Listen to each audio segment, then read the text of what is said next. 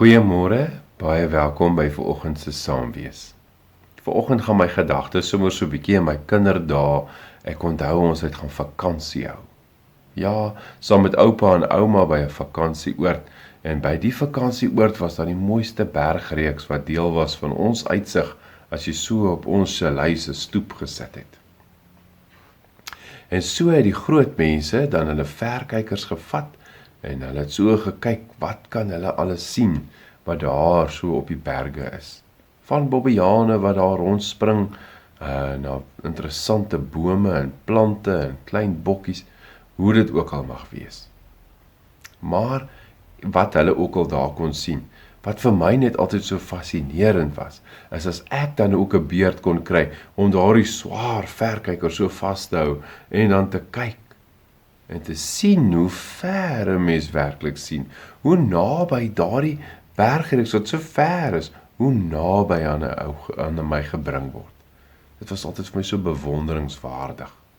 Ja, en dan, nou dink ek sommer dadelik aan 'n teksgedeelte, daar waar Jesus vir Lazarus se susters ontmoet, kort net daar Lazarus se dood. Ja, en dan 'n gesprek wat Jesus daar met een van die susters het, om dan ook vir hulle te help om verder te kyk. Ja, die bekende gedeelte, Johannes 11 vers 25.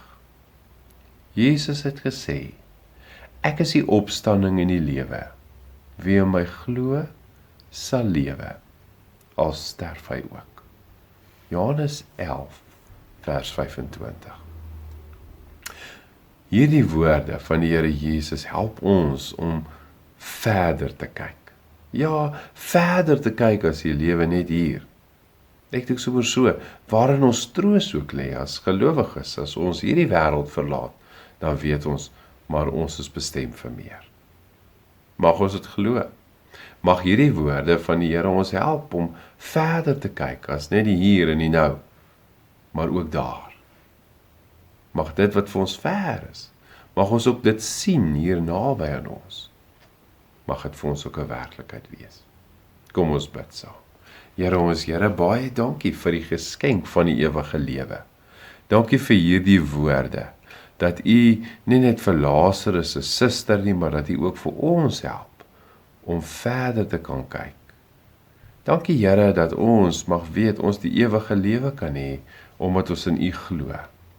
Ja Here, dat ons in alle ewigheid ook nooit sou sterf nie.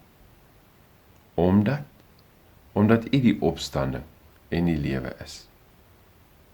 Amen. Mag jy vandag, môre en in die dae wat kom, mag jy leer om ver te kyk. Mooi bly.